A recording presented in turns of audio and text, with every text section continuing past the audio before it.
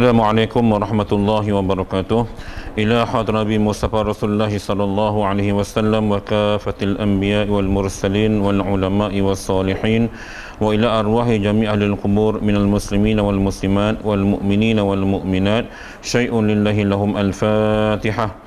أعوذ بالله من الشيطان الرجيم بسم الله الرحمن الرحيم الحمد لله رب العالمين الرحمن الرحيم مالك يوم الدين إياك نعبد وإياك نستعين اهدنا الصراط المستقيم صراط الذين أنعمت عليهم غير المغضوب عليهم ولا الضالين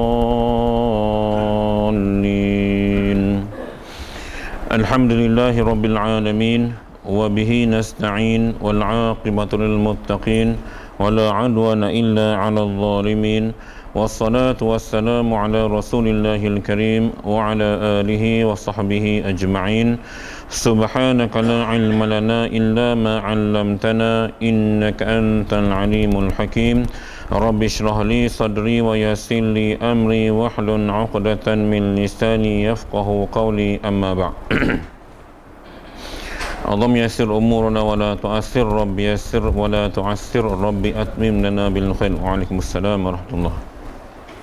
Alhamdulillah, muslimin muslimat yang dirahmati Allah Subhanahu wa taala, marilah sama-sama kita merafakkan kesyukuran kepada Allah Subhanahu wa taala kerana di pagi yang mulia ini dapat sama-sama kita berkumpul untuk mengikuti sambungan kelas pengajian kitab kita Matla'ul Badrain wa Majma'ul Bahrain. Ya, walaupun pagi ini ramai yang tidak hadir kerana kesibukan masuk sekolah, anak masuk sekolah, Tok Wan pun masuk sekolah, Tok pun masuk sekolah ni, semua berkat masuk sekolah mengaji belaka. Supaya saya seorang tu tadika, pergi mengaji saat tadi pagi ya. Lepas tu tinggal balik lah. Biasalah ya, biasa. Semua sama pakat cuti belaka hari ni. Awal tahun. Baik. Kita sampai muka surat ke-11, yang mana kita akan mula pada minggu ni faqadit tadhaha laka ya. Ini penutup bagi tajuk akidah bab kalimah syahadah ya, sebelum kita cerita kisah Nabi ya, sebelum kita masuk bab Nabi. Waalaikumsalam warahmatullahi baik. Cuba lihat. Faqadit tadhaha laka tadammanu kalimatai asyhadatu ma'a qillati hurufiha li jami'i ma yajibu 'ala al-mukallafi ma'rifatuhu min aqaidil imani fi haqqihi ta'ala wa fi haqqi rusulihi alaihi wassalatu wassalam. Maka sesungguhnya nyatalah bagimu ya, faqadit tadhaha laka, nyatalah bagimu, terkandung tadammanu ya, terkandung dua kalimah syahadah, kalimatai asy-syahadah ya, tu yang dibaca kalimatai tu ya, dua kalimah syahadah ini serta sedikit hurufnya, ma'aqillati hurufiha, serta sedikit hurufnya, bagi sekalian barang yang wajib ya, li jami'i ma yajibu 'alal mukallafi, bagi sekalian barang yang wajib atas tiap-tiap mukallaf mengetahui akan dia daripada aqaidul iman, pada hak Allah Ta'ala dan pada hak sekalian Rasulnya alaihi wassalatu wassalam. Jadi dia cerita pada minggu lepas ya, kita dah sentuh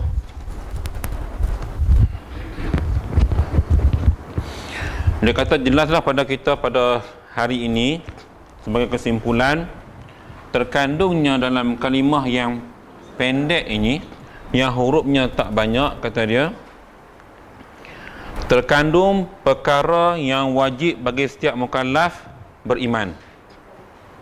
Dua kalimah ni pendek perkataan, kecil huruf, sikit huruf, tapi dalam ini mengandungi ilmu akidah Islam yang wajib setiap mukallaf beriman. Maknanya sini mengaji, macam kita mengaji lah. Kira dah habis dalam lafaz kalimah syahadah. Syahadatain itu maksudnya la ilaha illallah satu, Muhammad Rasulullah dua. Itu maksud dua kalimah syahadah. Lengkaplah dia kata yang kita mengaji ni. Baik. Itu yang kita baca tadi. Wal'allaha al-ikhtisaruha ma'ishtimalaha ala ma zakarnahu ja'alaha syuru'u tarjumatan ala ma fil qalbi minal islami wa lam yaqbal min ahadi al-imanu illa biha. Dan mudah-mudahan kalimah syahadah ini kerana tersimpannya, iaitu sedikit lafaznya serta melengkapi dan terkandungnya atas barang yang kami sebutkan, dia telah dijadikan dia oleh syarak juru bahasa atas barang yang di dalam hati daripada Islam, dan tiada diterima daripada seorang akan iman melainkan dengan dia. Ini faham. Jadi tuan kitab ni kata gambaran kalimah syahadah la ilaha illallah Muhammad Rasulullah merupakan juru bahasa mewakili hati yang nak beriman kepada Allah. Sebab pokok pangkal iman ini cerita hati, dia bukan mulut. Mulut sebut. Cerita iman, cerita hati. Pegangan kita, akidah kita, kuat tak kuat. Saya selalu sebut ya, kuat tak kuat. Baru tak sat seorang bakal doktor jumpa untuk dicek penyakit dia. Saya kata, doktor pun nak cek. Saya nak kena sihat juga sebelum merawat orang. Nak ceritanya dia ada masalah tulang belakang sikit, baru dia sejuk sikit. Itu je lah. Dan ilmu dia mungkin tak sampai tahap tu sebab baru graduate bidang perubatan, cuma nak tunggu interview. Jadi nak cerita kepada kita, ni soal hati.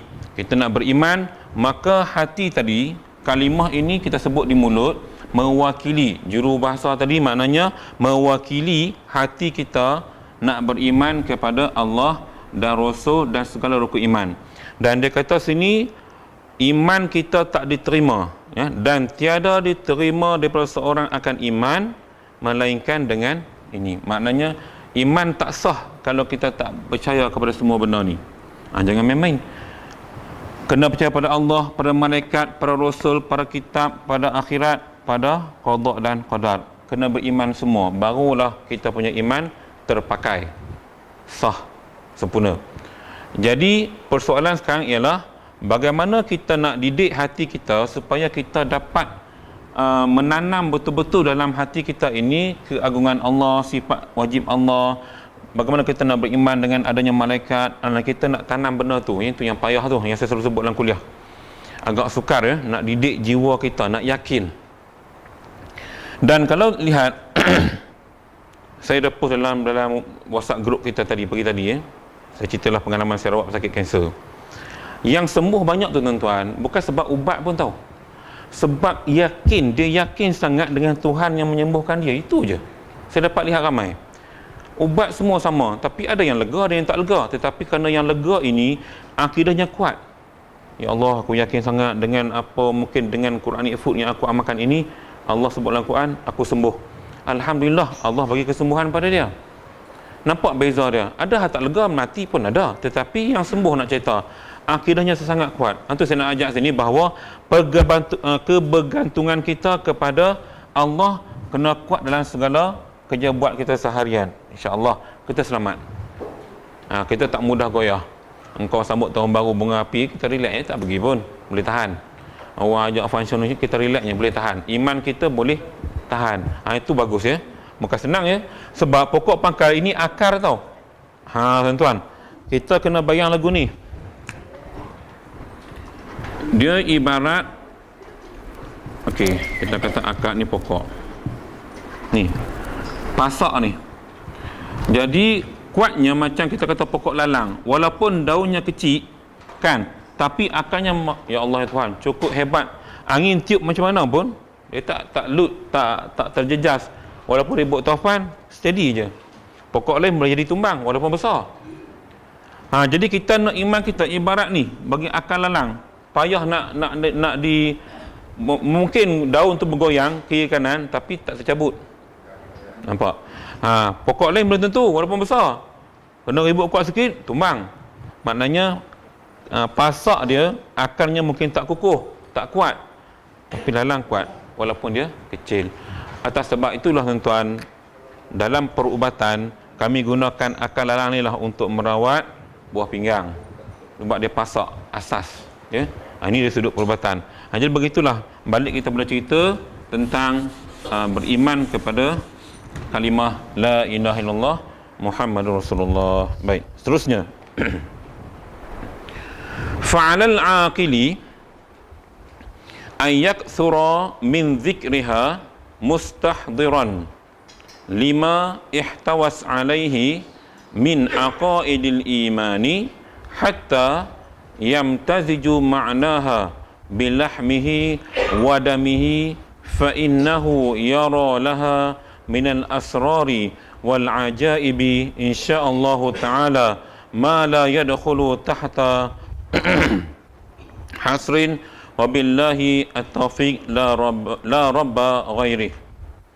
Maka sayugianya atas orang yang mempunyai akal, kita semua itu, bahawa membanyakkan daripada menyebut kalimah ini. Ni hak kita berakal. Tu sebab bila Imam Yusuf rajin nak berzikir, sebab kita akan lihat lepas ni, ini yang orang tasawuf rajin buat ni, ya. Dia kata sini bahawa membanyakkan daripada menyebut kalimah ini padahal menghadirkan dengannya. Padahal sini maksudnya berserta menghadirkan dengan hatinya.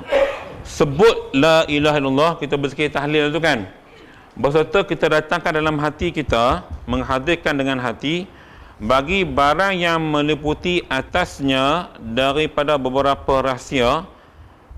Hadir hati itu supaya terkandung rahsia-rahsia yang kita tak tahu, tetapi kita dapat rasa bahawa, kata dia, bercampur maknanya dengan dagingnya dan darahnya, maka bahawasanya melihat ia baginya daripada beberapa rahsia dan ajaib, keajaiban, insya-Allah taala akan barang yang tiada masuk di bawah kira-kira dan hingga, dan dengan Allah memberi petunjuk tiada Tuhan yang lain daripadanya. Tuan-tuan sekalian, nak faham dia, kita sebut la ilaha illallah tu sampai boleh meresap ke daging dan darah. Baru waktu tu orang kata apa, kita punya jiwa hati tu memang dengan Tuhan, tak ada dengan lain dah. Sebab itu tuan-tuan, orang-orang yang berzikir, kadang-kadang ada yang menuntut ilmu-ilmu yang ni lah, dia akan baca la ilaha illallah, hu tu dia akan kuatkan supaya jiwa ini, Allah itu datang dalam badan dia. Jadi orang kata apa, kekuatan tu akan datang dalam badan secara tak langsung, kekuatan iman akan datang, ya. Dan syaitan semua akan pergi jauh hanya kita menyebut ini je. Sebab tu orang yang lazim sebut ini, dia akan jadi kuat iman dia. Cuma masalah kita hari ni, bila kita tahlil, kenuri tahlil apa semua, dia tak pun nak khusyuk, tak payah dah pasal bau makanan.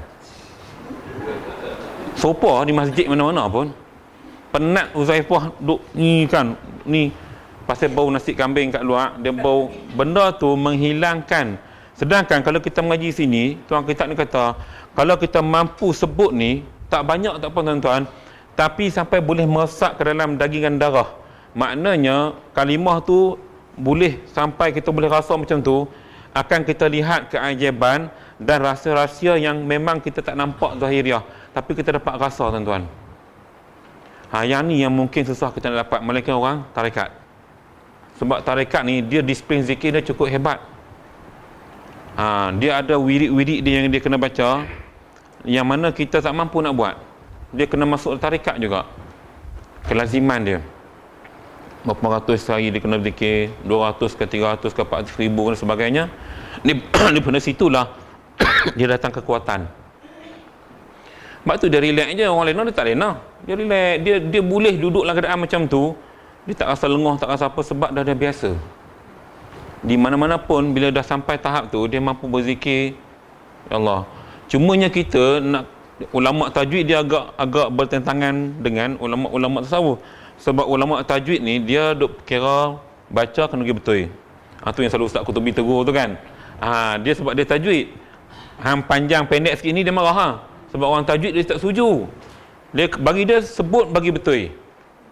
Jadi kita ni ambil jalan tengah, maknanya jangan terlalu pendek. La ilaha illallah tak boleh lah. Patut ada panjang juga. La ilaha illallah. Maka seeloknya biar sederhana, jangan laju sangat. Tu pandangan saya. Ambil jalan tengah.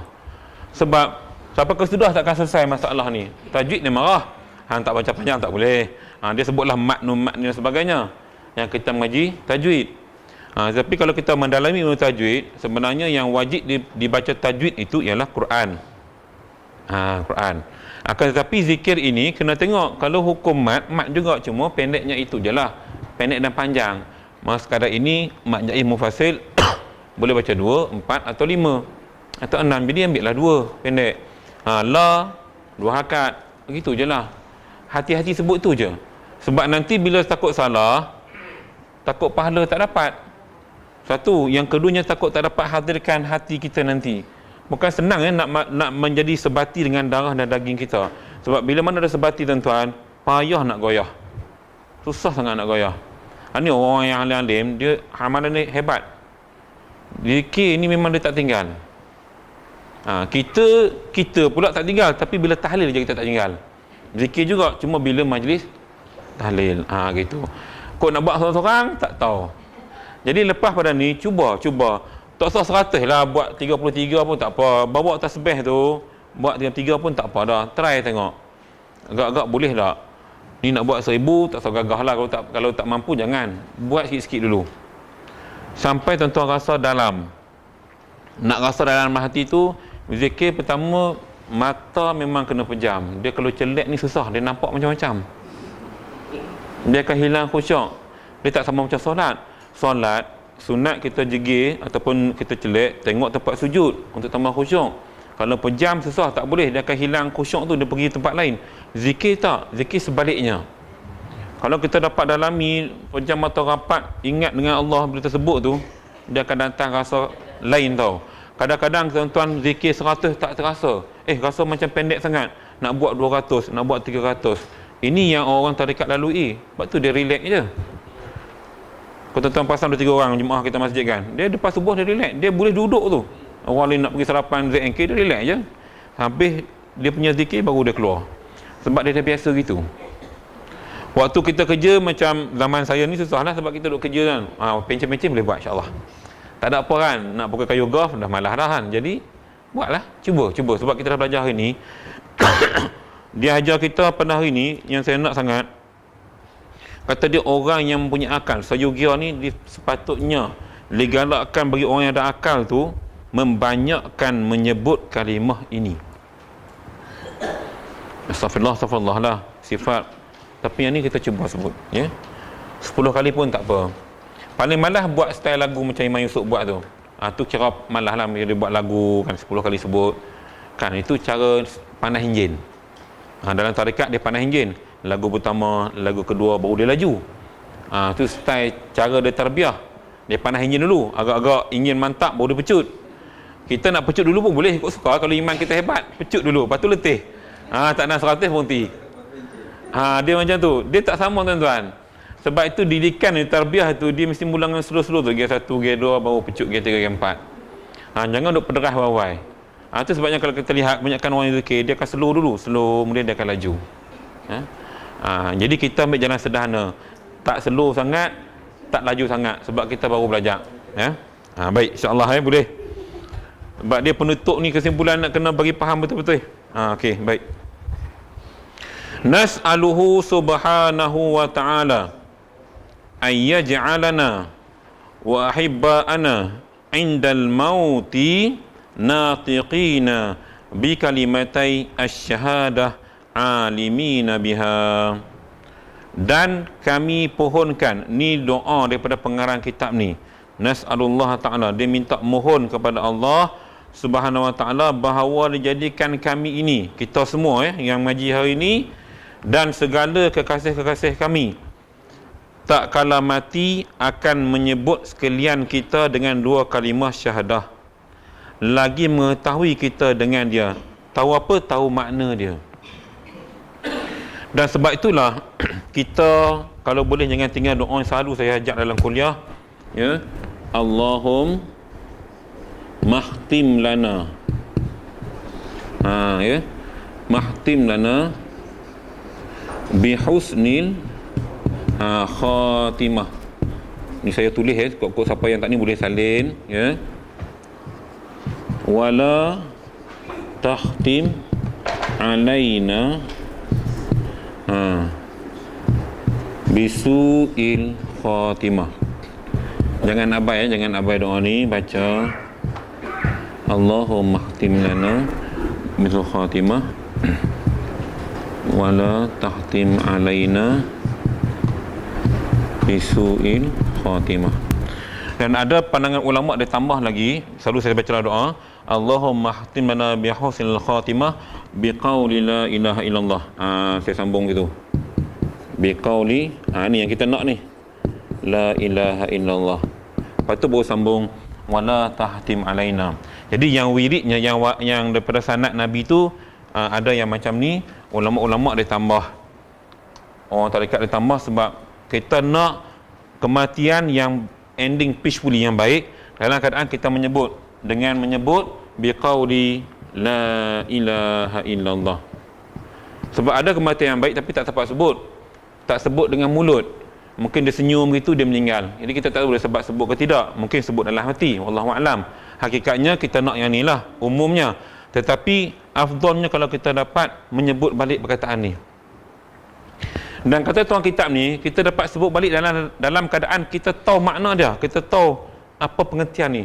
Tidak ada Tuhan yang disembah melainkan Allah, dan Nabi Muhammad itu pesuruh Allah. Kalau ending kita boleh sebut lagu tu, ni doa tuan kitab yang kita mengaji hari ni. Dia doa pada kita, mudah-mudahan kita yang mati besok, kita dapat sebut benda ni di ending, di akhir penghidupan kita. Jadi nak rasa berlazimi, kena selalu baca doa ni. Bila sering baca doa ni, insya-Allah di akhirat, di pengakhiran hidup kita nanti, Allah akan mudahkan kita untuk menyebut. Dan nak elok terus sambung Allahumma khtim lana bi husnil khatimah biqauli la ilaha illallah wa la tahtim alaina ya Allah bisul khatimah. Dan jangan kamu matikan kami ataupun akhiri hidup kami ini dengan pengakhiran yang jahat. Yang jahat maknanya mati terkejut, mati yang tak sempat nak mengucap, mati aksiden, mati jatuh, macam-macam lah. Sekarang kan banyak aksiden, tiba-tiba tengah tidur bas ekspres jatuh gaung, meninggal, tak sempat nak mengucap sebab tengah tidur kan, tiba-tiba pum, tahu-tahu mati gitu. Kita tak nak gitu. Jadi kita minta simpang, kita minta Allah jauhkan kita daripada menyebut mati dengan keadaan mati yang jahat.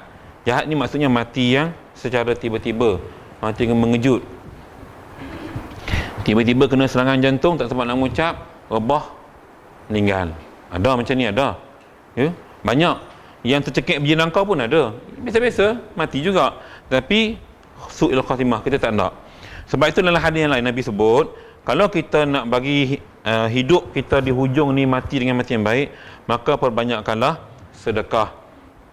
Nak elakkan mati terkejut, perbanyakkanlah sedekah. Ia mampu membantu kita supaya kita punya kematian besok dalam keadaan yang baik. Ada anak bini tepi kita, ada orang mengajar kita mengucap, ni sedar-sedar jatuh kat bilik air, meninggal, tak tahu macam mana ya. Jadi kita nak biar kita lagu tu boleh di rumah, bukan di hospital. Di hospital kadang-kadang nurse tak perasan, tiba-tiba dah tak ada. Doktor pun tak sempat ajar mengucap. Kalau doktor bukan Islam, lagilah. Buat doktor yang kuat Kristian pula, lagi parah kita. Macam-macam berlaku, macam-macam. Benda macam ni tuan-tuan, banyak terjadi. Orang nak dakwah ni, dia kan boleh. Dia nak jadikan mangsa ni supaya tak boleh mengucap, dia sebutlah, kau sebutlah Jesus tu nombor satu ke apa benda. Kita sakit, doktor suruh, risau gitu. Jadi nak elak tu, pendek kata kena kuat. Sebab apa? Nak kuat inilah kita kena lazimi sebut ini. Maka lepas pada ni, pakat-pakat belajar lah start buat pelan-pelan. Sebab kita dah mengaji, saya dah ajak cara, dah semua faham dah cara. Dan semalam tuan-tuan didalami lagi dengan ilmu yang ustaz mengajar semalam. Kalau siapa yang main kuliah Maghrib semalam kan, tentang kudrah, kekuasaan Allah, dia dah hurai kitab lama tu, lebih kurang sama yang kita belajar. Cuma dia lebih mendalam sebab dia kupas secara mendalam sifat 20. Kita secara ringkas yang penting kita faham. Jadi sebut saja boleh juga, tapi afdal sebut dan faham makna ni. Tak ada Tuhan lain tak ada dah. Hanya Allah je. Kena ingat begitu hanya Allah je. Gitu dalam hati kita kena ingat macam tu, insya-Allah. Dalami, datangkan dalam jiwa kita. So bila dapat begitu, insya-Allah. Sebab itu tuan-tuan, kalau tuan-tuan perasan orang yang kuat zikir ini, dia jarang kena sakit. Saya jarang lihat orang yang amalkan zikir la ilaha illallah ni, dia jarang kena sakit. Allah pelihara dia. Sebab apa? Akidah dia kuat, iman dia kuat. Baik. Terus kita. Wa sallallahu ala sayyidina Muhammadin wa ala alihi wa sahbihi wasallam adada ma zakarahu dzakirun wa ghafala an dzikrihil ghafilun wa radiyallahu ta'ala an ashabi rasulillahi ajma'in wa anit tabi'in wa tabi'in tabi'in lahum bi ihsanin ila yaumiddin walhamdulillahi rabbil alamin. Ini penutup bagi tajuk la ilaha illallah Muhammad Rasulullah. Jadi apa dia punya huraian dia? Dia selawat pun dia terjemah tuan-tuan Tok Guru tulis kitab. Dan rahmat Allah Ta'ala atas penghulu kita Nabi Muhammad SAW, rahmat. Dan atas segala sekalian keluarganya juga dapat rahmat. Dan sahabatnya dapat rahmat.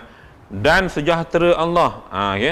Tadi rahmat, sekarang sejahtera Allah. Atas apa? Atas sekalian mereka itu sebilang-bilangan barang yang menyebut akan dia, yang menyebut selawat, dapat sejahtera. Allah bagi kesejahteraan oleh segala mereka yang menyebut, dan sebilang-bilang barang yang lalai daripada menyebut, yang tak sebut pun dalam doa yang tadi tu tuan kita tulis pun dapat sejahtera. Dia berdoa supaya Allah bagi kesejahteraan juga, walaupun dia ni lalai nak menyebut.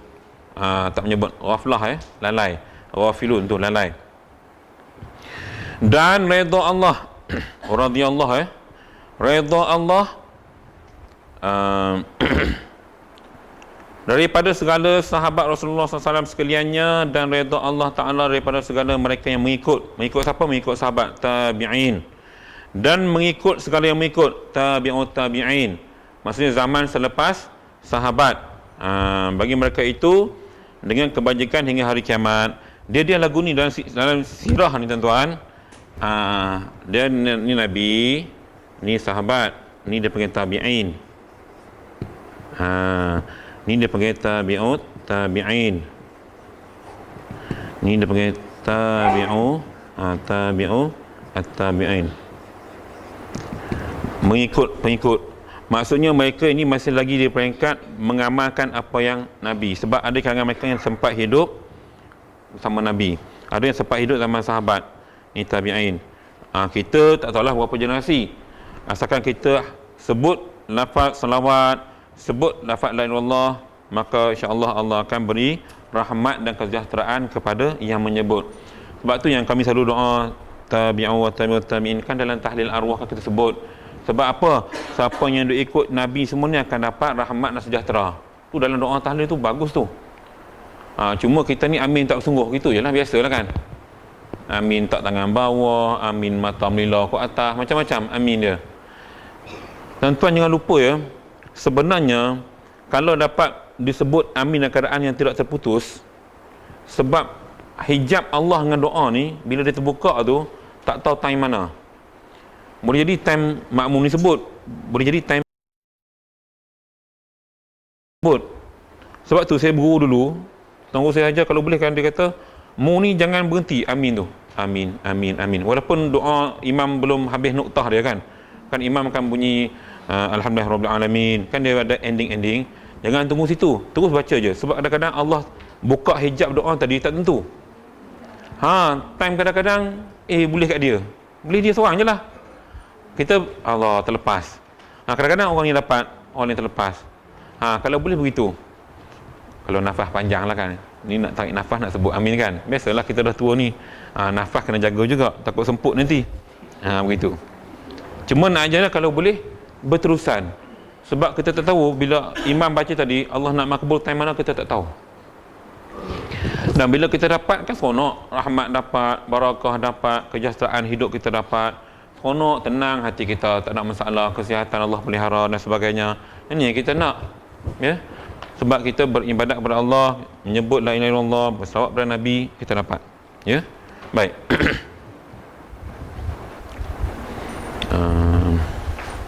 Dan pengikut segala yang mengikut bagi mereka itu dengan kebajikan hingga hari kiamat.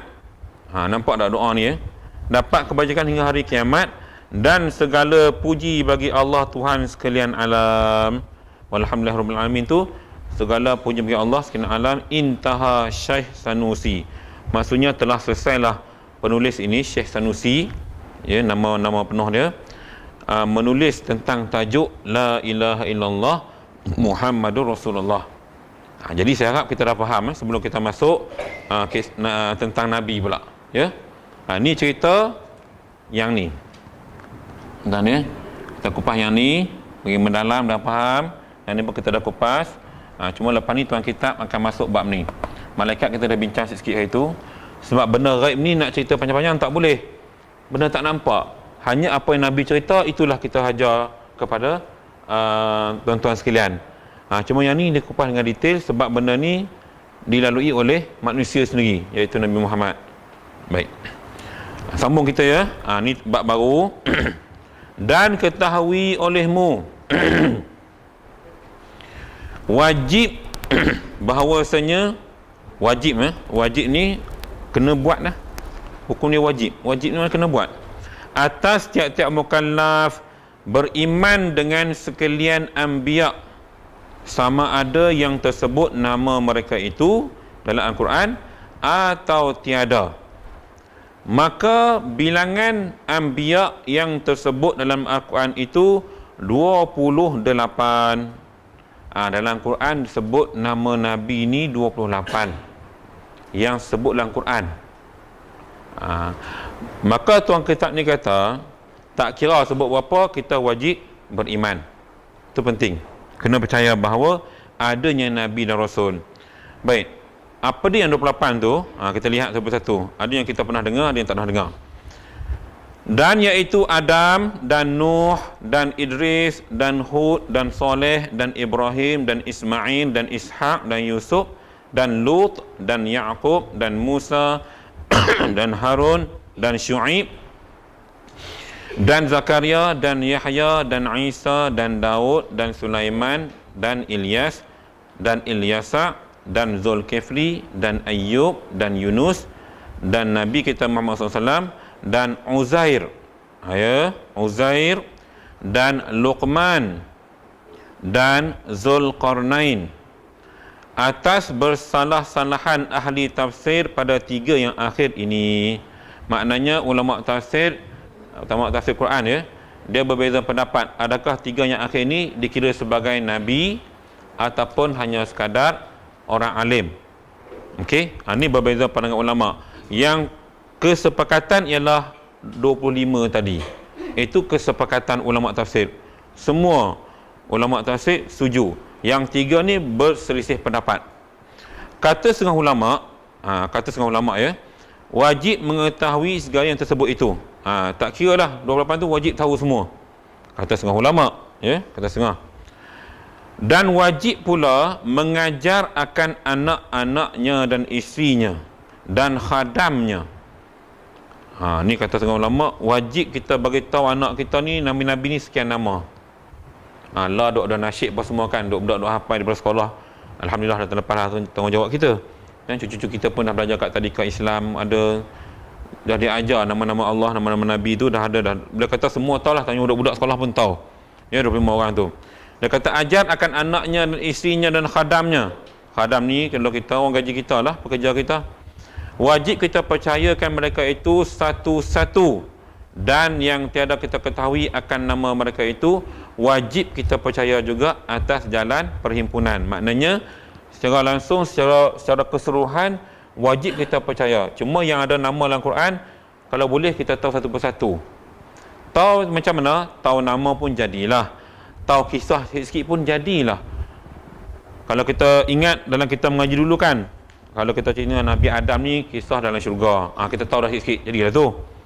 Cerita Nabi Idris, tak apa dengar dalam tafsir, tak apalah, tahu nama pun cukup. Okay? Nabi Nuh, kita tahu cerita pasal kapal Bahtera. Nabi Musa, cerita pasal tongkat dia dengan Fir'aun. Nabi Ibrahim cerita pasal Namrudnya tak terbakar api. Nabi Isa pasal dilahirkan tak ada bapa. So kurang-kurangnya kita tahulah kisah-kisah yang Nabi-Nabi ni pun dah jadilah. Kata sebagai ulama dihukumkan wajib kita tahu. Sebagai ulama, maknanya koman-koman pun kita tahu nama, jadilah. Ingat dari lima ya, ingat insya-Allah. Tak teratur pun tak apa. Nak menasyid pula tua-tua ni segan kan. Jadi tak teratur pun tak apa. Janji ingat. Kan ada nasyid tu kan. Kumpulan Raihan buat dulu, lama dah dia buat. Tak apa, nasyid je lah. Sebab kalau nak minta suruh tulis, saya rasa memang berterabak. Nama tu betul, cuma susunan tak betul zaman. Dia main bedal je lah, tak apalah, janji ingat. Yang penting kita ingat Nabi dan Rasul yang 25 tu. Sebab yang 3 terakhir tu perselihan ulama tafsir. Ada kata mereka kata Nabi, ada kata bukan. Uzair, Luqman, Zulkarnain, ada banyak. Syis, ada banyak dalam kitab-kitab sejarah disebut. Baik. Faedah. Bermula bilangan segala anbiya itu sukuti. Nak macam mana tu? Sukuti 2 laksa 4,000.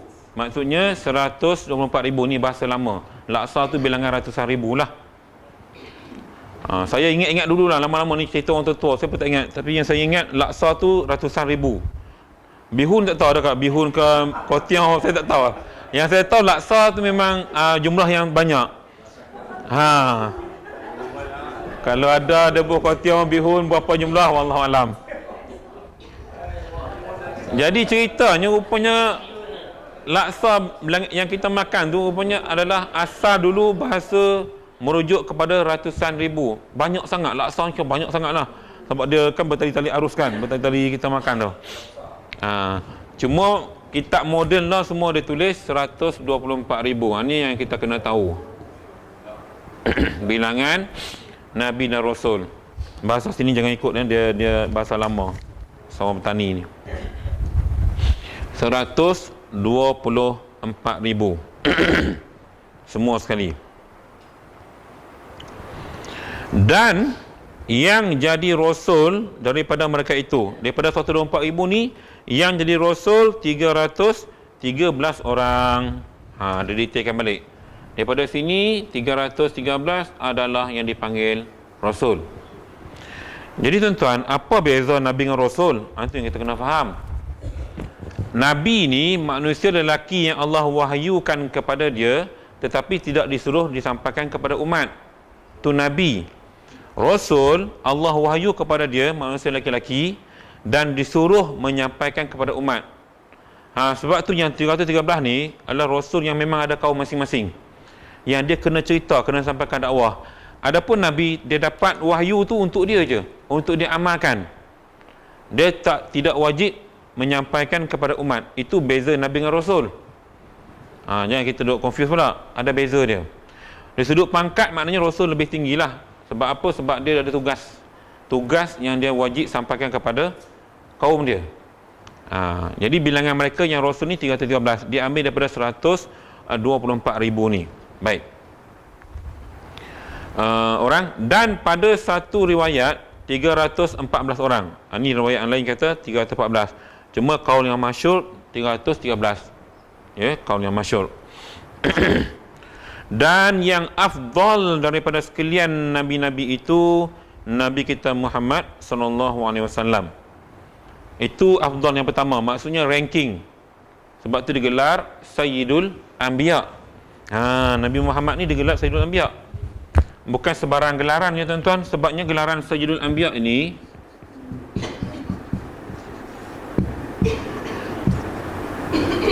Sayyidul Anbiya. Di dalam gelaran ni, Sayyid ini adalah penghulu. Dalam Islam semua ada. Sayyidul Ayyam, Yaumul Jum'ah, penghulu segala hari Jumaat. Sayyidul Anbiya ialah Muhammad sallallahu alaihi wasallam. Penghulu segala Nabi dan Rasul ialah Nabi Muhammad. Itu sebab tuan kata ni sebut yang paling afdal di antara mereka itu ialah Nabi Muhammad sallallahu alaihi wasallam. Mengiringi Nabi kita ialah Nabi Ibrahim alaihi salam. Title nombor 2. Tuan-tuan, kenapa Nabi Ibrahim nombor 2? Ni Muhammad, ya. Yang ni Ibrahim.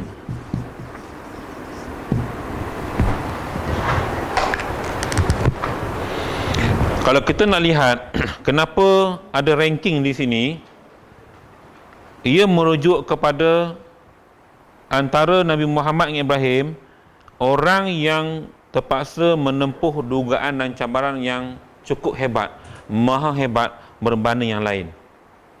Jadi second range dia, second nombor 2 ni ialah Nabi Ibrahim. Kenapa Nabi Ibrahim, tuan-tuan? Lihat sirah Nabi Ibrahim. Dia dengan bapaknya tak beriman, dengan semua sekali, dia seorang je. Dia Nabi Ibrahim. Kemudian dalam keadaan hidup dalam masyarakat yang menyembah berhala, keliling berhala. So tugasan yang amat berat. Kemudian kalau kita lihat sirah dengan terpaksa menyembelih Ismail, ini yang ujian paling berat. Nabi lain tak ada, tuan-tuan. Nabi lain tak ada, Nabi Ibrahim ada. Ini sembelih anak bukan cerita mudah. Kan peristiwa korban tu kan, dugaan. Tu yang dikatakan dia dapat ranking nombor 2. Sebab dugaannya bukan senang, dugaan yang menguji iman dia bila nak kena sembelih Nabi Ismail. Lepas tu satu hal yang kena tinggal lagi isi kat padang pasir, Sarah. Bukan senang ya. Sampai terjadinya kisah Zamzam dan sebagainya. Itu semua ada sejarahnya yang kita belajar. Saya tak nak kupas secara detail hari ini. Cukup kita memandai bahawa kita kena tahu bahawa dalam ranking ini menurut kitab ni, Nabi Muhammad nombor 1. Sebab dia bukan setakat ditugaskan kepada bangsa Arab, juga bangsa bukan Arab. Nabi lain kaum dia je, ni kaum Namrud je. Ni tak semua Al-Arab, orang Arab, ataupun dia panggil Ajami, Ajam, orang bukan Arab. Dan mengiringi Nabi Ibrahim, Nabi Musa AS, sebab terpaksa berhadapan dengan Raja Fir'aun. Lepas tu pula dengan ujian sihirnya. Ini bukan senang. Dah lah jadi anak angkat Fir'aun satu hal, bila dia hanyutkan tu. So ini cerita sejarah yang menunjukkan bahawa dugaan-dugaan yang ada pada Nabi ni cukup hebat.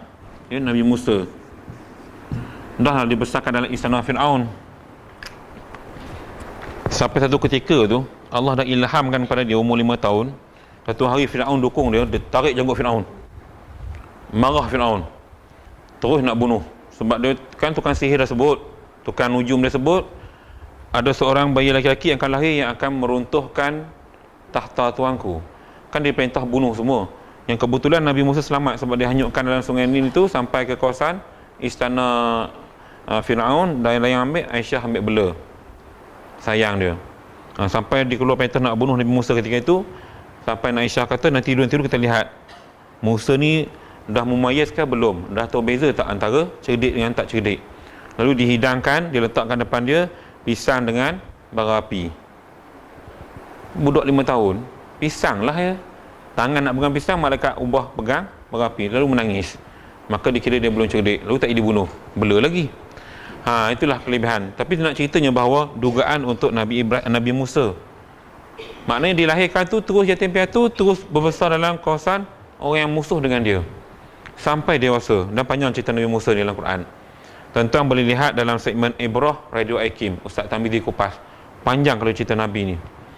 Boleh beli yang CD yang Radio Akim punya segmen Ibrah, Ustaz Tamizi UAE punya ni. Baik. Mengiringi Nabi Musa dan mengiringi Nabi Musa ialah Nabi Isa AS.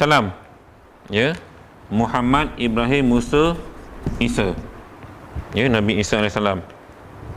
Dengan diduga dengan tidak berbapa, sian Siti Maryam. Ya.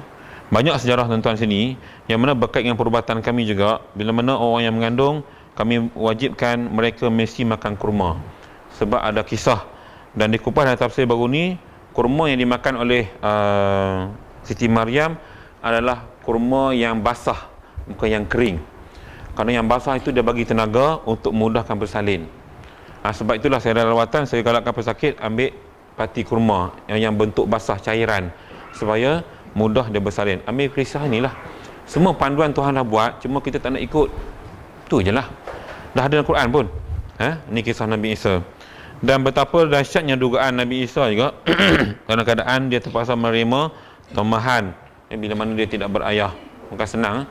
Dan antara benda yang kita lihat dalam sejarah Nabi Isa, bila mana dia boleh bertutur ketika dalam buaian. Ya, ini bukan mukjizat ya, sebab mukjizat ni setelah jadi rasul. waktu bayi tu. Dia panggil irhas, tak silap saya. Istilahnya dia boleh bertutur ketika mana mak ni risau sangat, dia sebut ya, Allah ada.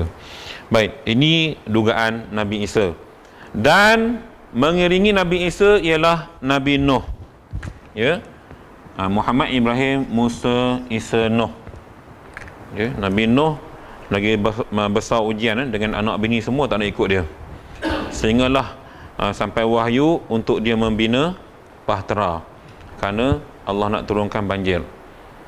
Dan bila banjir datang, dia ajak lagi anak dia masuk. Anak dia kata tak apa, dia boleh berenang. Yang akhirnya tenggelam dalam banjir yang besar. Dan menurut sejarah, kalau tuan-tuan lihat, kabarnya bahtera tu ada di gunung Ararat ke Turki, sepadan Turki dengan Rusia, kawasan pegunungan. So kisah tu menjadi sebutan dan diviralkan, bahtera Nabi Nuh ya? Ada hingga hari ini. Baik, jadi kelima-lima ini, kata tuan kitab ni, maka yang lima ini dinamai akan dia ulul azmi. Okay. Dia title dia Muhammad, Ibrahim, Musa, Isa, Nuh. Lima orang ni dipanggil Rasul ulul azmi. Jadi bila kita lihat rajah kita balik tadi kan tuan-tuan, senang ya kalau tuan-tuan boleh ingat dia punya ni mudah ya. Maknanya daripada Rasul 313 ni 25 wajib kita tahu. Ya. Daripada 25 ini 5 yang dipanggil ulul azmi. Orang yang memiliki kemuliaan. Kerana apa? Kerana dugaan yang maha hebat yang mereka terima di kalangan Rasul-Rasul. Dan kisah mereka semua diabadikan di dalam Al-Quran. Semua Quran cerita. Bahkan ditambah lagi dengan Nabi Muhammad cerita lagi hadis. Betapa mereka ini penuh ujian. Dan kisah yang diabadikan dalam Quran sebenarnya tuan-tuan adalah realiti yang kita kena tengok, yang mungkin, bukan cakap mungkin berlaku dalam masyarakat dunia hari ini. Ramai, banyak. Cuba tengok, cuma watak pelakon tak samalah. Tetapi kisah tu sejarah dia akan berulang. Sejarah dia berulang. Ya, macam saya kupas baru ni lah, bila orang sambut tahun baru kan. Bila timbul isu MH340, MH17, semua tak sambut tahun baru. Pasal apa? Sedih, ada musibah yang menimpa Malaysia. Bila 2016 tak berlaku apa-apa, dia mula sambut balik. Maknanya orang Tuhan dah bagi, zaman Nabi dulu pun dah tunjuk azab kaum sebab engkar. Tuhan dah bagi. Kaum Nabi Lut, bumi Sodom, bumi Jordan tu kan Tuhan tenggelamkan sampai jadi laut mati tu. Sebab melakukan hubungan seksual, homoseksual, yang akhirnya Tuhan tenggelamkan bumi Jordan, bumi Sodom itu zaman dulu nama Sodom, yang akhirnya jadi laut mati sekarang. Tak timbul-timbul. Siapa yang terjun memang dia takkan tenggelam, dia akan timbul sebab masin terlalu pekat masin dia. Cuma kelebihan laut tu kalau untuk orang yang sakit gatal sangat bagus. Tapi kalau penyakit menggatal tak bagus. Ya tak bagus. Tak ada itu cerita. Ramai orang sakit gatal-gatal pergi rawat kat sana. Pergi ambil air, dia mandi, alhamdulillah ramai ada sembuh.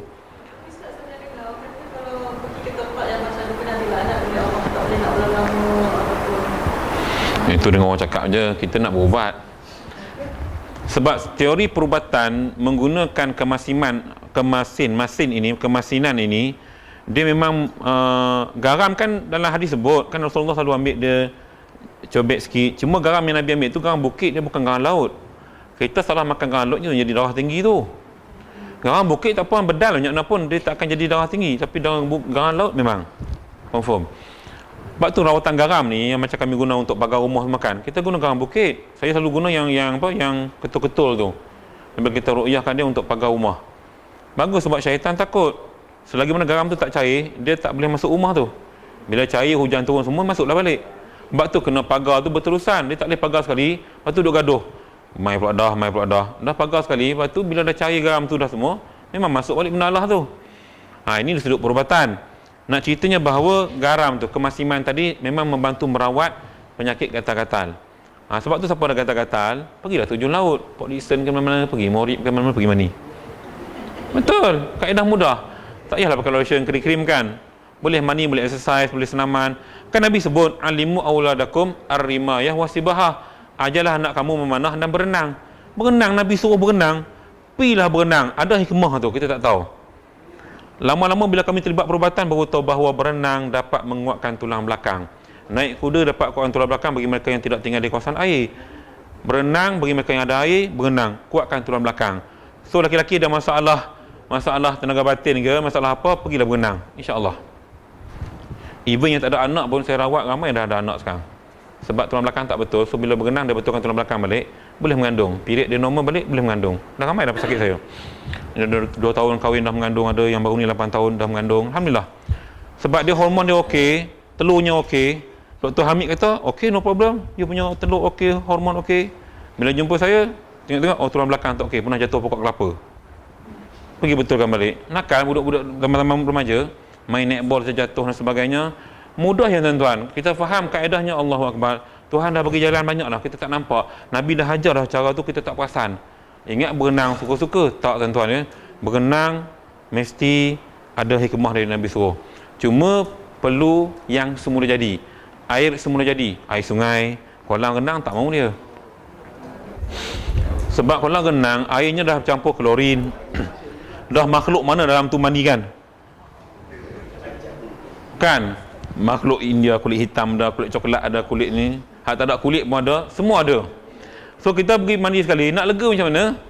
Tu kalau saya wajibkan.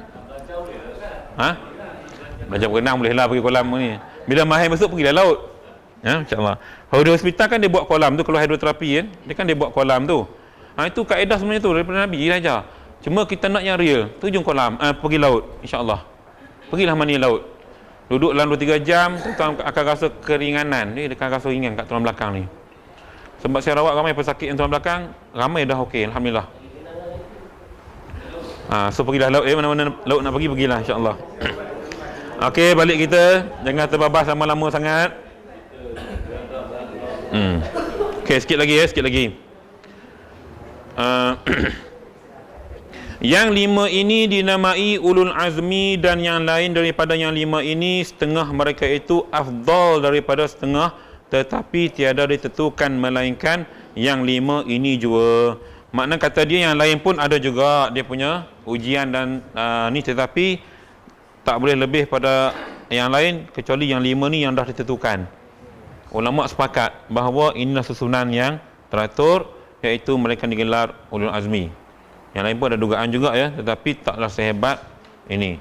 Sebab kebanyakan mereka ini dugaannya kawan-kawan yang memang betul-betul degil.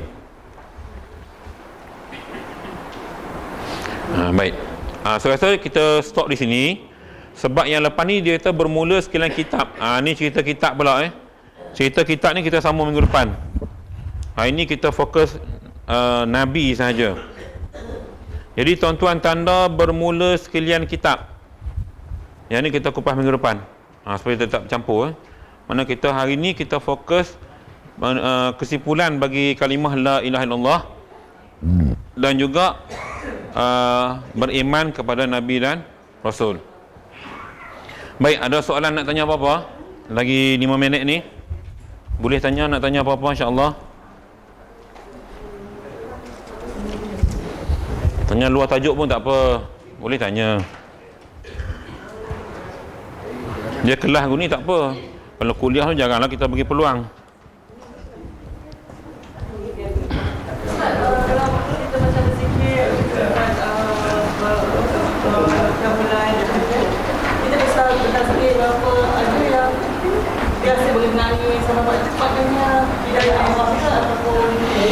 Kata Ismail Kamus, kalau imam yang bawa tu dia niat nak bagi orang teriak, dia buat bagi dia teriak, hukumnya haram. Dia mesti teriak tu semula jadi. Dia mai daripada kita rasa sesal dosa kita tu. Dia bukan buat nak bagi orang lain teriak, dia tak boleh gitu. Jadi hukum haram balik. Jangan main-main benda ke ni. Dia nak penyesalan tu mesti semula jadi. Mai daripada laluri kecil kita yang kita dah buat dosa banyak sebelum ni, memang kita teringat kan, kita putar kembali memori kita tu, waktu kita ingat dosa kita ingat, waktu tu datang penyesalan. Di samping kita menyebut astagfirullah tu, dia akan datang menangis. Dan biasa menangis ini pada lafaz istighfar sahaja. lafaz lain patutnya tak ada menangis, tapi saya pun pelik, ada juga tutup iman yang bawa ni dia menangis juga waktu lain pun. Jadi seolah macam tidak ada kaitan dengan apa yang kita minta tu, sebab kita menangis menyesali perbuatan dosa kita, lalu kita minta ampun, astaghfirullahalazim, waktu itulah datang naluri keinsafan, datang kita pun menangis air mata. Tak payah sedu-sedu, sekadar keluar air mata, kita menyesal. Yang penting kita menyesal, kita berazam untuk tidak buat lagi benda tu. Azam untuk ubah, azam untuk tinggal benda tu. Itu yang penting. Jangan pura-pura ya, tak boleh. Sebenarnya kamu saya dengar dia kata itu hukum haram. Siapa yang handle ni, dia memang sengaja nak buat pegang toyak. Dia tak toyak sangat pun, dia buat-buat tu. Ya?